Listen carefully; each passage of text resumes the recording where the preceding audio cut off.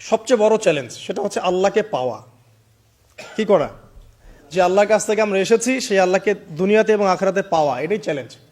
আল্লাহকে যে ব্যক্তি পেয়েছে সে দুনিয়ার সব পেয়ে গেছে।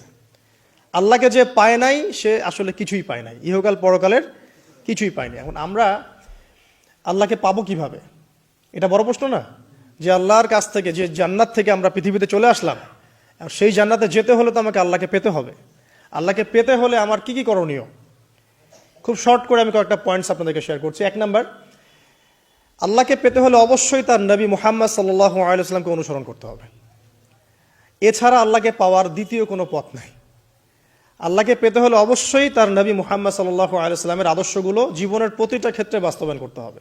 চলাফেরা, ওঠা বসা, খাওয়া দাওয়া, ইস্তেঞ্জা করা, মুআমালাত, ব্যবসা বাণিজ্য, অর্থনীতি, সমাজ, রাষ্ট্র, সব ক্ষেত্রে আপনাকে মুহাম্মদ সাল্লাল্লাহু আলাইহি ওয়াসাল্লামের তরিকা, আদর্শটাকে ফলো করতে হবে। তাহলে আপনি আল্লাহকে পাবেন ইনশাআল্লাহ। যে ব্যক্তি আল্লাহকে পেয়েছে সে দুনিয়াও পেয়েছে, আখিরাতও পেয়েছে।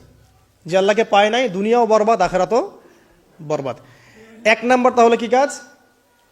আল্লাহ পাকের সর্বশেষ নবী মুহাম্মদ সাল্লাল্লাহু আলাইহি ওয়াসাল্লামকে অনুসরণ করা, তার আদর্শ মেনে চলা, 1 নাম্বার। 2 নাম্বার হচ্ছে 5 ওয়াক্ত নামাজ। আল্লাহকে পেতে হলে নামাজ লাগবে। নামাজ নাই, আল্লাহ নাই। ওয়াস্তাঈনু বিস-সাবরি ওয়াস-সালাহ, তোমরা সবর এবং সালাতের মধ্য দিয়ে আল্লাহর সাহায্য প্রার্থনা করো। আমরা এই জন্য নামাজে বলি ইয়াকা না'বুদু ওয়া ইয়াকা নাস্তাঈন, আমরা শুধু আপনারই ইবাদত করি এবং আপনার কাছেই সাহায্য প্রার্থনা করি। তো আল্লাহকে পেতে হলে নামাজের কোনো বিকল্প নাই। যে ব্যক্তি নামাজ পড়ে না, আল্লাহর সাথে তার কোনো সম্পর্ক নেই, নো কানেকশন। আপনি যে কোনো কিছু চাচ্ছেন, সেজদায় পড়ে আল্লাহর সামনে আত্মসমর্পণ করেই চাইতে হবে। ওয়াসজুদ ওয়াক্তারিব, আল্লাহ পাক কি বলেছেন? সেজদা করো, নিকটবর্তী হও। তো ব্যাখ্যা অনেক করা যায়। নামাজ না পড়লে কিন্তু মানুষ কুফরিতে লিপ্ত হয়। যে ব্যক্তি মান তারাকা সালাতা মুতাআম্মিদান ফাকাদ কাফারা, যে ব্যক্তি সালাতকে অস্বীকার করে, ফরজ নামাজকে অস্বীকার করে, সে ব্যক্তি কিন্তু কুফরিতে চলে যায়। ঠিক আছে? তারপরে বাইনা রাজুলি ওয়া বাইনা শিরকি ওয়াল কুফরি তারকুস সালাহ, একজন মুমিন বান্দা এবং অমুসলিমদের মধ্যে পার্থক্যই নামাজ। নামাজের বিষয়ে অনেক কথা আমি আগেও বলেছি, আপনারা শুনেছেন, অন্য আলেমদের কাছেও শুনেছেন। এক বাক্যে নামাজ না পড়লে ইসলামের রশিটা কেটে যাবে।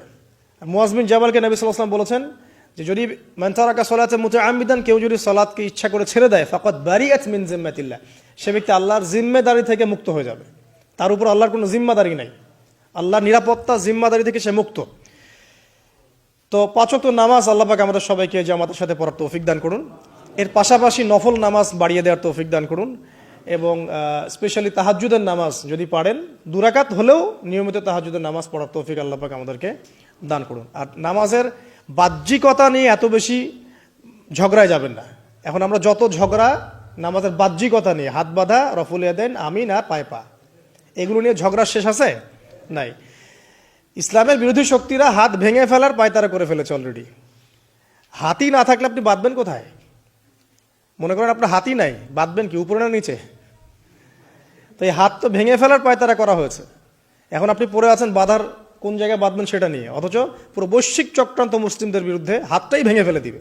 তুই বাঁধবি কোথায় হাত? তারপর দেখবো। এখন এটা আমরা বুঝতে পারি না। এটা বোঝার জন্য যে জ্ঞান, ইলম, নূর দরকার, তা তো নাই আমাদের মধ্যে। এই জন্য আপোষের ঝগড়া নিয়ে পড়ে আছি। যে ছোটখাটো যে ইখতিলাফি মাসআলাগুলো চলে আসছে দীর্ঘদিন থেকে, এগুলোর কোনো সমাধানে আসতে পারবে না কিন্তু কেউ। পক্ষে বিপক্ষে কথা চলতেই থাকবে কিয়ামত পর্যন্ত, ওইগুলো নিয়ে আমরা ব্যস্ত আছি। তো আমি রিকোয়েস্ট করব, নামাজের আধ্যাত্মিকত্বের দিকে ফোকাস করেন। নামাজের আধ্যাত্মিকত্ব কি? আপনি আল্লাহর সামনে দাঁড়িয়েছেন, দুনিয়ার সাথে এখন আপনার কোনো সম্পর্ক নাই, আপনি এবং আল্লাহ, মাঝখানে কিছু নাই। নামাজে যা পড়ছেন, সূরা ফাতিহা, অন্যান্য সূরা, রুকু, তাসবিহ, সিজদা, তাশাহুদ, দরুদ, অর্থ বোঝার চেষ্টা করেন এবং অর্থের দিকে ফোকাস করেন, আল্লাহকে পাবেন ইনশাআল্লাহ। সিজদায়, রুকুতে যখন যাচ্ছেন, আপনি চিন্তা করেন যে আপনি মহাবিশ্বের মহা শক্তিধর আল্লাহ রাব্বুল আলামিনের সামনে মাথা নত করেছেন। আপনি চিন্তা করেন যে আল্লাহ আপনাকে দেখছেন। এখন যখনই মানুষ নামাজে দাঁড়ায়, আল্লাহ পাক তার দিকে দৃষ্টি নিবদ্ধ করে, এবং যখন মানুষ এদিক ওদিক তাকানো শুরু করে নামাজে, আল্লাহ পাক মুখ ঘুরিয়ে নেন। হ্যাঁ, নামাজে ওই যে আমরা যে ডিজিটাল নামাজ পড়ি না, এখন ডিজিটাল মানে 4 রাকাত নামাজ 4 মিনিটে শেষ। এক রুকু করলে সেজদা পাওয়া যায় না, সেজদার তাসবিহ পড়লে আবার এদিকে দেখা যায় যে দ্বিতীয় সেজদায় চলে গেছে অলরেডি ওঠার আগেই। অনেক ক্ষেত্রে ইমাম সাহেবরাও খুব দ্রুত নামাজ পড়ান, অনেক দ্রুত পড়ান। এত দ্রুত নামাজ পড়াবেন কেন? নামাজ জামাতে পড়লে সংক্ষিপ্ত করতে বলা হয়েছে, কিন্তু এত দ্রুত তো পড়তে বলা হয় নাই। এখনও দেখবেন মক্কা মদিনায় গিয়ে নামাজ দেখবেন, মাশাআল্লাহ, নামাজটা তাদের মাশাআল্লাহ, এটার প্রশংসা না করলে হক আদায় হবে না। নামাজটা অসাধারণ, ধীর স্থিরভাবে ফজরের নামাজ 20 মিনিট, 15 মিনিট, 20 মিনিট পড়াচ্ছে নামাজ, রিল্যাক্স। নামাজে দাঁড়ালে চমৎকার তেলাওয়াত হচ্ছে, আপনি ভুলে যাচ্ছেন নিজেকে। তেলাওয়াত হবে চমৎকার, এবং সবচেয়ে ভালো যিনি তেলাওয়াত করতে পারেন তাকে নামাজে দিতে হবে। রিল্যাক্সে নামাজ পড়বে। ক্ষেত্র বিশেষে আপনি শর্ট করতে পারেন, কিন্তু সবসময় কেন আমরা 4 রাকাত নামাজ 3 মিনিটে শেষ করে দিব? আবার নামাজের পর দোয়াটা হবে লম্বা, অথচ নামাজটাই ছিল দোয়া, নামাজটাই কিন্তু দোয়া।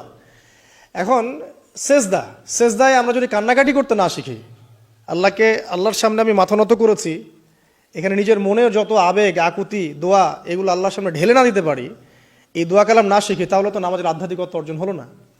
সাহাবীরা কেমন করে নামাজ পড়তেন যে নামাজ পড়ার পরেও তাদের গা থেকে তীর বের করা যায়? কিভাবে তারা নামাজ পড়তেন? তাহলে নবী সাল্লাল্লাহু আলাইহি ওয়াসাল্লাম কিভাবে নামাজ পড়তেন যে নামাজ পড়ার ফলে তার পা মোবারক ফুলে যাইত? 1 রাকাতে তিনি 4 পারা কোরআন তেলাওয়াত করতে পারলেন কিভাবে? তো তাদের নামাজ আর আমাদের নামাজ, আল্লাহ রাব্বুল আলামিন তার রাসূলের মাধ্যমে একটা হাদিসে জানিয়েছেন যে এমনও অনেক নামাজি আছে, নাউযুবিল্লাহ, আল্লাহ পাক আমাদেরকে তাদের অন্তর্ভুক্ত না করুন, যে নামাজ পড়ার পরে আল্লাহ রাব্বুল আলামিন এই নামাজটাকে ওই নামাজের মুখের উপর নিক্ষেপ করে দেয়, তোমার নামাজের আমার কোনো দরকার নেই। আল্লাহ পাক আমাদেরকে হেফাজত করুন। ধীর স্থিরভাবে পড়েন, রিল্যাক্সে, তাড়াহুড়ার কিচ্ছু নাই। ওয়ামা খালাকতুল জিন্না ওয়াল ইনসা ইল্লা লিয়াবুদুন, শুধুমাত্র আল্লাহর ইবাদত করার জন্যই তো পৃথিবীতে এসেছি। হোক না দোকানটা 5টা মিনিট পরে খুললে কি হবে? হ্যাঁ, জমিতে যান, জমিতে আধা ঘন্টা পরে গেলে কি হবে? যে আল্লাহ পাক আপনাকে বাঁচিয়ে রাখতে পারেন, সে আল্লাহ পাক আল্লাহর পথে সময় দিলে আপনাকে অফুরন্ত রিজিকও তো দিতে পারেন না? আপনি আল্লাহর হয়ে যান, বাকি সব আল্লাহ আপনার দায়িত্ব নিয়ে নিবে ইনশাআল্লাহ। আপনি নিজে আল্লাহর হয়ে যান, আপনার সব কিছু দায়িত্ব কে নিয়ে নিবে? আল্লাহ নিয়ে নিবে। তো আল্লাহ পাক আমাদেরকে ধীর স্থিরভাবে আধ্যাত্মিকত্ব অর্জন করে নামাজ পড়ার তৌফিক দান করুন, আমিন। তো দেখুন, আল্লাহকে পাওয়ার সবচেয়ে সেরা মাধ্যম কি? নামাজ। তার আগে বলেছি নবী সাল্লাল্লাহু আলাইহি ওয়াসাল্লামের অনুসরণ। আল্লাহকে পাওয়ার তৃতীয় একটা মাধ্যম বলে দিই আমি, সওম বা রোজা রাখা। অল্প সময় গুটিয়ে নিচ্ছি, সওম বা রোজা রাখা। রোজা কেন আল্লাহকে পাওয়ার মাধ্যম জানেন? কারণ রোজা রাখা অবস্থায় আমরা কিন্তু গোপনে পানাহার করি না, করি? আমরা রোজা রেখেছি, গোপনে কিন্তু পানি খেতে পারি, কেউ দেখবে না। গোসল করছেন, আপনি পানি খেতে পারেন, কেউ দেখবে না। লুকিয়ে লুকিয়ে আপনি কিন্তু খাবার খেতে পারেন, কেউ দেখবে না, বাসায় কেউ নাই দেখার, কিন্তু আপনি খান না। আপনি সবর করেন, সহ্য করেন, একদম সূর্যাস্তের সময় গিয়ে আপনি ইফতার করেন। এই যে কাজটা আপনি কেন করেন? কারণ আপনি ফিল করেন যে আল্লাহ আপনাকে দেখছেন। কেউ আপনাকে দেখুক না দেখুক, আল্লাহ আপনাকে দেখছেন। এটাই হচ্ছে ইহসান, এটাই হচ্ছে আল্লাহ পাকের মারিফতকে উপলব্ধি করা। আল্লাহ রাসূল সাল্লাল্লাহু আলাইহি ওয়াসাল্লাম বলেছেন, ইহসান হচ্ছে আন তা'বুদাল্লাহা কাআন্নাকা তারা, তুমি এমন ভাবে আল্লাহর ইবাদত করবে যেন তুমি আল্লাহকে দেখছো। ওয়া ইল্লাম তাকুন তারাহু ফাইন্নাহু ইয়ারাক, তুমি আল্লাহকে দেখতে না পারলেও বিশ্বাস করবে আল্লাহ তোমাকে দেখছেন। তো এটা রোজা রাখলে উপলব্ধি হয় না যে আল্লাহ আমাকে দেখছেন? এটা হচ্ছে আল্লাহকে পাওয়ার মাধ্যম। এই জন্য রমাজানের রোজা অবশ্যই রাখবো ইনশাআল্লাহ। পাশাপাশি এই যে সোমবার, বৃহস্পতিবার বা এই যে মাসের 3 দিন আইয়ামে বীজের সওম আছে, 13, 14, 15, আরাফার সওম, আশুরার সওম বা নফল সওম, এগুলো রাখার অভ্যাস করলে আল্লাহকে পাওয়া যাবে ইনশাআল্লাহ তাআলা। আল্লাহ পাক আমাদেরকে বেশি বেশি সওম রাখার তৌফিক দান করুন। এবং আমাকে, আপনাদের সবাইকে বিগত জীবনে আমরা যারা বিভিন্ন সময় সওম রাখি নাই বা রাখতে পারি নাই, বা বিভিন্ন সালাত পড়ি নাই, পড়তে পারি নাই, এগুলোকে হিসেব করে আদায় করার তৌফিক আল্লাহ পাক দান করুন, আমিন। 4 নম্বর একটা মাধ্যম বলে দিই আল্লাহকে পাওয়ার, সেটা হলো তিলাওয়াতে কোরআন। কোরআন তেলাওয়াত যে যত বেশি করবে, অর্থ উপলব্ধি করে পড়বে, সে আল্লাহ পাককে চাক্ষুষ পাবে ইনশাআল্লাহ। মানে আল্লাহ রাব্বুল আলামিন একটা চিঠি দিয়েছেন, মনে করেন আপনাকে, আপনার একজন, কথার কথা এক্সাম্পল দিচ্ছি, যে আপনার কোনো একজন বন্ধু আছে অনেক দূরের কোনো দেশে, তা আপনি তাকে দেখেনও নাই, আপনি তাকে চিনেনও, মানে আপনি তার চেহারা দেখেন নাই, তাকে চিনেন না, তার সাথে যোগাযোগের মাধ্যম হচ্ছে আপনার চিঠি বা মেসেজ, ঠিক আছে? এখন সে আপনাকে কিছু মেসেজ পাঠালো, এই মেসেজের মধ্যে সে কিছু ইনস্ট্রাকশন দিয়েছে যে এইগুলো করতে হবে, এগুলো করতে হবে, বা আপনার প্রতি ভালোবাসার ইজহার করছে। এখন এই মেসেজটা যদি আপনি পড়তে পারেন, তাহলে আপনি আপনার বন্ধুর সাথে একটা কানেকশন তৈরি করলেন না? বুঝতে পারছি না? আচ্ছা, এখন সমস্যা হচ্ছে কি, আমরা ওই মেসেজটা পড়তেই পারি না। আমরা তো কোরআনটা পড়তেই জানি না, তাহলে মেসেজটা পাবো কিভাবে? আর যারা পড়তে জানি সেই ভাষাটা বুঝি না। এখন ওই বন্ধু মনে করেন চিঠি লিখেছে বাংলা ভাষায়, আর আপনি বাংলা পড়তে জানেন না, তাহলে কি পারবেন উপলব্ধি করতে তার মনের ভাব, সেই বন্ধুর আবেগ, ভালোবাসা, প্রেম আপনি কি উপলব্ধি করতে পারবেন? লিখেছে সে উর্দু দিয়ে বা ইংরেজিতে, আপনি ইংরেজি বোঝেন না, ইংরেজি লিখতে পারেন না, তাহলে কি আপনি তার চিঠি বুঝতে পারবেন? এখন আমরা যেহেতু আরবি বুঝি না, এই কারণে কোরআনের মধ্যে কি বলেছেন আল্লাহ রাব্বুল আলামিন আমরা উপলব্ধি করতে পারছি না। আমি কি বুঝাতে পারছি? তো কোরআন শুধুমাত্র তিলাওয়াত করা যথেষ্ট নয়। তিলাওয়াত করলে আপনি প্রত্যেক হরফে 10 নেকি পাবেন, কোনো সমস্যা নাই, কিন্তু ওই মেসেজটাকে উপলব্ধি করতে হলে আপনার অর্থটা জানতে হবে। অর্থ জানলে পরে আপনি দেখবেন আল্লাহকে আপনি চাক্ষুষ সামনে পাচ্ছেন ইনশাআল্লাহ তাআলা। আপনি হতাশ হয়েছেন, হতাশা দূর করার জন্য সূরা আছে কোরআনে। বিপদে পড়েছেন, বিপদ দূর করার সূরা আছে কোরআনে। আপনার রিজিকের সমস্যা কাটানোর সূরা কোরআনে আছে। হাজতের প্রয়োজন, সূরা ইয়াসিন, হাজতের সূরা চলে আসে। অসুস্থ হয়েছেন, শেফার সূরা কোরআনে আছে। বা কাউকে জিন টোনা করা হয়েছে, বান টোনা করা হয়েছে, ওর শেফাও কোরআনে আছে। এমন কোনো বিষয় নাই যেটা আল্লাহ রাব্বুল আলামিন কোরআনের মধ্যে নাজিল করেন নাই। ব্যবসা করতে চান, কোরআন কথা বলবে, ঠিক আছে? আপনি সামাজিক বিষয়ে ডিল করতে চান, সূরা হুজুরাত কথা বলবে। আপনি ইতিহাস ভালোবাসেন, কোরআনে ইতিহাস দিয়ে ভর্তি করা আছে। আপনি কাব্য ভালোবাসেন, কবিতা পড়তে ভালোবাসেন, কোরআনের মধ্যে কবিতা দিয়েও ভর্তি আছে। আর রহমান আল্লামাল কোরআন খালাকাল ইনসান, এখানে ছন্দ আছে না? প্রত্যেকটা ছন্দ, ওয়ান নাজমি ইযা হাওয়া মা দাল্লা সাহিবুকুম ওয়া মা গাওয়া ওয়া মা ইয়ানতিকু আনিল হাওয়া, ছন্দ আছে না? আপনি উপন্যাস ভালোবাসেন, কোরআনে অনেক উপন্যাস আছে, পড়ে দেখেন। যা চান তাই পাবেন কোরআনে। এক কথায় আপনি আল্লাহকে পাবেন কোরআনের মধ্য দিয়ে। তো কোরআনের সাথে যার সম্পর্ক যত বেশি, আল্লাহর মারেফত সে তত বেশি পাবে ইনশাআল্লাহু আজ্জা ওয়া জাল। 4টা বলেছি না? 5 নাম্বার হচ্ছে হজ উমরা করা। হজ উমরা আল্লাহ পাক আমাদের সবাইকে বেশি বেশি করার তৌফিক দেখ। হজ এবং উমরা এমন কিছু কাজ আছে যে কাজগুলো সরাসরি আপনার সাথে আল্লাহ পাকে কানেকশন করাবে। আরাফার মাঠে যাবেন, ওই মাঠে কি কিয়ামত হবে না? আল্লাহকে চিনতে পারবেন এখানেই। তারপরে যে সাই করেন না, সাফা মারওয়া সাই করে, ওখানে গেলে আপনি বুঝতে পারবেন যে কিভাবে ইসমাইল আলাইহিস সালামকে পানি দেওয়ার জন্য তার মা হাজারা এখানে দৌড়দৌড়ি করেছেন। বাইতুল্লাহ দেখবেন, আপনি চিনবেন যে আল্লাহর তাওহীদ কি জিনিস। চোখে দেখার সাথে সাথে আপনার ভিতরে এমন একটা ফিলিংস আসবে যেটা ভাষায় প্রকাশ করা যাবে না। চোখে দেখার সাথে সাথে এমন একটা ফিলিংস আসবে, আপনাকে আমি এটা ভাষায় প্রকাশ করে বোঝাতে পারবো না। আপনি জানবেন ইব্রাহিম আলাইহিস সালাম এবং তার ছেলে ইসমাইল আলাইহিস সালাম বাপ বেটা মিলে রাজমিস্ত্রির কাজ করেছে। এটা আপনি জামজাম কূপ দেখবেন, পানি পান করবেন, আল্লাহকে চিনতে পারবেন যে এই কূপ তো অলৌকিক। এই কূপের মতো কূপ নাই পৃথিবীতে, এর পানি কখনো শেষ হয় না, এবং এই পানি খেয়ে মানুষ বেঁচে থাকতে পারে, খাবারের দরকার হবে না। দীর্ঘদিন পর্যন্ত এই পানি খেয়ে মানুষ বেঁচে থাকতে পারবে, খাবারের প্রয়োজন হয় না। তো এই পানির মধ্যে এমন কিছু উপাদান আছে যেটা মানুষের শরীরের রোগগুলোকে শেফা দিয়ে দিবে ইনশাআল্লাহ তাআলা আল্লাহর হুকুমে। তো প্রত্যেকটা কাজে রাসূল সাল্লাল্লাহু আলাইহি ওয়াসাল্লাম শহরে গেছেন মদিনায়, ওই মদিনার বাতাসটা আপনাকে বলে দিবে যেটা এটা একটা অন্যরকম শহর, ঠিক আছে? রাসূল সাল্লাল্লাহু আলাইহি ওয়াসাল্লামের রওজায় যাবেন, সামনে দাঁড়াবেন, আপনি আল্লাহকে চিনতে পারবেন। আপনি আর পৃথিবীতে থাকবেন না, অন্য জগতে চলে যাবেন। ওই যে বাকিউল গারকাদ আছে, সাহাবীদের কবরস্থান জান্নাতুল বাকি, ওখানে ঢুকবেন, আপনার কাছে মনে হবে যে পৃথিবীটা আসলে কিছুই না। পৃথিবীর সবচেয়ে সেরা মানুষগুলো এই মাটির নিচে শুয়ে আছে, ওখানে আপনাকে খুবই তুচ্ছ মনে হবে তাদের সামনে। এই যে মানে বিভিন্ন জায়গায় গিয়ে আল্লাহকে চিনতে পাওয়া, এটা সবচেয়ে ভালো হয় হজ এবং উমরাতে গিয়ে। আল্লাহ পাক আমাদেরকে তৌফিক এনায়েত করুন, আমিন। তো এটা একটা আল্লাহকে পাওয়ার নিদর্শন। যাদের হজ ফরজ হয়ে গেছে অবশ্যই হজ করে ফেলবেন, আর যাদের সামর্থ্য আছে তারা বেশি বেশি উমরা করবেন। নবী সাল্লাল্লাহু আলাইহি ওয়াসাল্লাম বলেছেন, এক হজ পরের হজের মধ্যে যত গুনাহ মাফ করিয়ে দেয়, এক উমরা পরের উমরার মধ্যে যত গুনাহ সেগুলোকে মাফ করিয়ে দেয়। আল্লাহ পাক আমাদেরকে এই আমলগুলো করার তৌফিক এনায়েত করুন। 6 নাম্বার বলছি জিকির। আল্লাহ পাকের জিকির বাড়াতে হবে।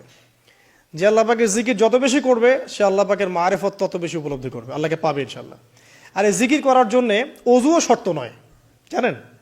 আল্লাহর জিকির করার জন্য কিন্তু ওযু শর্ত নয়। আপনি মনে মনে চলতে ফিরতে অলওয়েজ সুবহানাল্লাহ, আলহামদুলিল্লাহ, আল্লাহু আকবার, লা ইলাহা ইল্লাল্লাহ, আস্তাগফিরুল্লাহ পড়তেই থাকতে পারেন। কষ্টের কিছু আছে? খালি জবান চলবে। মাঠে কাজ করছেন, ওই যে লাঙল দিয়ে কাজ করছেন, সেচ দিচ্ছেন, আপনি পড়তে থাকবেন আস্তাগফিরুল্লাহ ওয়া আতুবু ইলাইহি, লা হাওলা ওয়ালা কুওয়াতা ইল্লা বিল্লাহ, সুবহানাল্লাহ, আলহামদুলিল্লাহ, লা ইলাহা ইল্লাল্লাহ, আল্লাহু আকবার। কোনো সমস্যা নেই। রান্না বান্না করছে মেয়েরা, এটা করতে করতে পড়তে পারবে না? গাড়ি ড্রাইভ করতে করতে আপনি পড়তে পারবেন লা ইলাহা ইল্লাল্লাহ ওয়াহদাহু লা শারীকা লাহু, লাহুল মুলক ওয়া লাহুল হামদ ওয়া হুয়া আলা কুল্লি শাইইন কাদির। যে কোনো কাজ করতে করতেই ইল্লাল ইস্তেনজা বাদ দিয়ে। ইস্তেনজা কি জিনিস? প্রসাব পায়খানা। এই সময় এগুলো মুখ দিয়ে বলবেন না, দরকার নাই। আপনি এখানে এরপরে যে সময়গুলো আছে এগুলোতে আপনি জিকির বাড়াবেন। যে যত বেশি জিকির করবে তার কলব তত বেশি পরিচ্ছন্ন হবে। যার কলব যত পরিচ্ছন্ন, আল্লাহর নূর তার কলবে তত বেশি আসবে, সে আল্লাহ পাকে তত কাছে পাবে ইনশাআল্লাহু আজ্জা ওয়া জাল। 7 নাম্বার দোয়া ইস্তেগফার বাড়িয়ে দেয়া। আল্লাহর কাছে বেশি বেশি দোয়া করতে হবে। দোয়া বাড়িয়ে দেন। দোয়ার জন্য হুজুর ডাকতে হবে না, দোয়ার জন্য আমাকে ডেকে বাসায় খাওয়ানোরও দরকার নেই আপনার। দোয়ার জন্য আপনি যথেষ্ট। নামাজে দাঁড়ান, নামাজের সেজদায় দোয়া করেন, নফল নামাজ পড়েন, নফল নামাজের সেজদায় দোয়া করেন, নামাজের পরে হাত তুলে দোয়া করেন, প্রয়োজনে নামাজে সালাম ফেরানোর আগে দোয়া করেন, যে কোনো ভালো কাজ করেছেন তারপর দোয়া করেন, ঠিক আছে? কোরআন তেলাওয়াত করলেন, দোয়া করেন, তাহাজ্জুদের ওয়াক্তে দোয়া করেন, বৃষ্টি পড়ছে তখন দোয়া করেন, ঠিক আছে? মানে দোয়া কবুলের মোমেন্ট, সময়গুলো, আজান হয়েছে, আজান ইকামতের মাঝখানে দোয়া করেন, এই যে এখন খুতবা হচ্ছে এই সময় দোয়া করেন, দোয়া কবুল হবে। দিনী মজলিসে বসেছেন, দোয়া করেন, দোয়া করতে থাকেন মনে মনে। যত বেশি আপনি দোয়া করতে পারবেন আল্লাহর কাছে, ইনশাআল্লাহ আল্লাহকে আপনি তত কাছে পাবেন ইনশাআল্লাহ। এটা আল্লাহকে পাওয়ার অন্যতম মাধ্যম। এবং ইস্তেগফার, ইস্তেগফার মানে কি? তওবা করা। আস্তাগফিরুল্লাহাল্লাযী লা ইলাহা ইল্লা হুয়াল হাইয়ুল কাইয়ুম ওয়া আতুবু ইলাইহি। এটা বেশি বেশি পড়বেন, দিনে কমপক্ষে 70 বার বা 100 বার পড়ার চেষ্টা করবেন। আল্লাহ পাক তৌফিক দান করুন। কয়টা বলেছি ভাই? 7টা। আচ্ছা, 8 নাম্বার হচ্ছে সদকা করা। সদকা, দান সদাকা আল্লাহর কাছে খুব বেশি পছন্দের। দান সদকা করার জন্য সম্পদ লাগে না, আমার কথা শোনেন। দান সদকা করার জন্য সম্পদ লাগে না, কলিজা লাগে, মন লাগে। বহু বড় বড় মানুষ আছে দান সদকা করতে পারে না, কোটিপতি, জাকাত দেয় না, আছে না? আর বহু গরিব মানুষ ভ্যান চালায়, কৃষিকাজ করে, দেখবেন 100 টাকা দান করে দিল, মন থাকতে হয়, মন, কলিজা বড় থাকতে হয়। তো যাদের কলিজা বড়, মন বড়, তারা দান সদকা করতে পারবে ইনশাআল্লাহ। আর যার মন বড়, সেখানেই তো আল্লাহ নূর আসবে। সংক্ষিপ্ত মনে, সংকীর্ণ মন, আল্লাহ নূর কোত্থেকে আসবে? কথা বুঝতে পারে নাই? তো দান সদকা বাড়ান। আপনি 1 টাকা দান করেন, 5 টাকা দান করেন, হালাল রিজিক থেকে 1 টাকা দান করেন, সেটা আল্লাহর কাছে অনেক বেশি পছন্দের। একটা হাদিসে নবী সাল্লাল্লাহু আলাইহি ওয়াসাল্লাম বলেছেন, হালাল উপার্জন থেকে আল্লাহর বান্দারা যখন একটা খেজুরও দান করে, আল্লাহ পাক সেই একটা খেজুরকে আস্তে আস্তে বড় করতে থাকেন, বড় করতে থাকেন, বড় করতে থাকেন। এটা এক পর্যায়ে পাহাড়ের সমান হয়ে যায়। এবং কিয়ামতের মাঠে মানুষ তার দান এবং সাদাকার যে ছায়া, এই ছায়ার নিচে অবস্থান করবে। আপনার বিপদ হয়েছে, দান সদকা করেন, বিপদ দূর হয়ে যাবে ইনশাআল্লাহ। জটিল কোনো রোগ হয়েছে, কোনো ডাক্তার ট্রিটমেন্ট করতে পারছে না, সদকা করেন, রোগ ভালো হয়ে যেতে পারে ইনশাআল্লাহ। সদকার ব্যাপক ফজিলত আছে। সদাকা, দান সদাকা, দোয়া, এগুলো তাকদিরের যে বিপদ আপদগুলো আছে না, ঝুলে আছে, আমাদের তাকদিরে বিপদ আছে না অনেক, এগুলোকেও সরিয়ে দিতে পারে আলহামদুলিল্লাহ। এই শক্তি আছে দোয়া এবং দান সদকার মধ্যে। আল্লাহ পাক আমাদেরকে বেশি বেশি সাদাকা করার তৌফিক দান করুন, আমিন। আর সাদাকা নফল না করতে পারলেও কমপক্ষে ফরজ জাকাতটুকু দিবেন, ফরজ জাকাতটুকু দিবেন। কারণ জাকাত, সদকা এবং ব্যবসা, এগুলো হচ্ছে ইসলামিক অর্থনীতির মূল ভিত্তি, এর সাথে কৃষিকাজ। আর দুটো বলে শেষ করে দেই। 9 নম্বর হচ্ছে আমর বিল মারুফ এবং নাহি আনিল মুনকারের কাজ করা, মানে সৎ কাজের আদেশ করা, মানুষকে অসৎ কাজে নিষেধ করা। এই কাজটা যে যত বেশি করবে সে তত বড় ব্যবসায়ী। কারণ কি, আপনার দাওয়াতে, আপনার লেকচার শুনে, আপনার বই পড়ে, আপনার নসিহত শুনে যদি একটা মানুষও দিনের পথে ফিরে আসে, ওই একটা মানুষের সারা জীবনের যে নেক কাজ, এই সমস্ত নেক কাজের একটা অংশ আপনি পাবেন ইনশাআল্লাহ। আবার আপনি কাউকে অন্যায় থেকে বারণ করেছেন, আপনার দাওয়াত শুনে কেউ সিগারেট ছেড়ে দিয়েছে, মাদক ছেড়ে দিয়েছে, জেনা ছেড়ে দিয়েছে, পণ ছেড়ে দিয়েছে, বা হারাম সুদ ছেড়ে দিয়েছে, ওই মানুষটা এখন সারা জীবন যত ভালো কাজ করবে, এই পুরো ভালো কাজের একটা অংশ আপনি পাবেন ইনশাআল্লাহ। এর চেয়ে বড় কিন্তু কোনো ব্যবসা নাই। এই কাজটা করলে আল্লাহ পাকের রহমত নেমে আসে, আর এই কাজটা ছেড়ে দিলে আল্লাহ পাকের গজব নেমে আসবে। যখন মানুষ ন্যায়ের আদেশ এবং অন্যায় নিষেধ ছেড়ে দিবে, আল্লাহর গজব নেমে আসবে। আর মানুষ যত বেশি সৎ কাজে আদেশ করবে, অসৎ কাজে নিষেধ করবে, আল্লাহর রহমত তত কাছে আসবে ইনশাআল্লাহ। আল্লাহকে পাওয়া যাবে ইনশাআল্লাহ তাআলা। আল্লাহ পাক আমাদেরকে তৌফিক এনায়েত করুন। আর সর্বশেষ একটা বলে শেষ করে দেই, সেটা হলো যে আল্লাহর দিনকে, আল্লাহর দিনের খেদমত করা বা দিনের কল্যাণে নিজেকে নিয়োজিত রাখা। আল্লাহর দিনের খেদমত করা বা দিনের কল্যাণে নিজেকে নিয়োজিত করলে আল্লাহ পাককে পাওয়া যাবে ইনশাআল্লাহ। এই পৃথিবীতে আল্লাহ পাকের সবচেয়ে গুরুত্বপূর্ণ জিনিসটা কি? নিয়ামতটা কি? আল্লাহর দিন না? এই দিন ছাড়া কি পৃথিবীতে আর কিছু আছে? একটা হাদিসে আসছে যে পুরো পৃথিবীটাই তো অভিশপ্ত। পুরো পৃথিবীটা কি? অভিশপ্ত। শুধুমাত্র দিনের এলেম অর্জনের জায়গা ছাড়া, তালেবে এলেমদের জায়গা ছাড়া, দিনী মাহফিলগুলো ছাড়া, যেখানে নামাজ হয় এই জায়গাগুলো ছাড়া, বাকি সব অভিশপ্ত জায়গা। তো এখানে পৃথিবীতে সবচেয়ে গুরুত্বপূর্ণ এবং ইম্পর্টেন্ট, আল্লাহর কাছে প্রিয় জিনিসটা কি? আল্লাহর দিন। তো আল্লাহর সেই প্রিয় জিনিসটাকে যারা এগিয়ে নেওয়ার চেষ্টা করবে, সেই দিনের খেদমত করার চেষ্টা করবে, দিনের জন্য একটা মসজিদ করা, একটা মাদ্রাসা করা, হ্যাঁ, একটা কোনো ভালো কোনো প্রকল্প করার চেষ্টা করবে, আল্লাহ পাক কি তাদেরকে রক্ষণাবেক্ষণ করবেন না? আল্লাহ পাক তাদের অভিভাবক হবেন না? নিঃসন্দেহ হবেন ইনশাআল্লাহ। এবং ইনশাআল্লাহ তাআলা তারা পৃথিবীতেও সফল হবে, পরকালেও ইনশাআল্লাহ তাআলা সাফল্যের চাদর তাদেরকে আঁকড়ে ধরবে ইনশাআল্লাহ তাআলা। আল্লাহ রাব্বুল আলামিন আমরা সবাইকে এই দুনিয়াতে আল্লাহকে পাওয়ার তৌফিক দান করুন, এবং যে কাজগুলো করলে পরে আল্লাহকে পাওয়া যায় সেই কাজগুলো বেশি বেশি করে করার তৌফিক আল্লাহ পাক দান করুন। এবং পরকালে আল্লাহ রাব্বুল আলামিন আমাদের গুনাহগুলোকে মাফ করে আল্লাহর রহমতের চাদরে আমাদেরকে আবৃত করে নিন। আল্লাহুম্মা আমিন।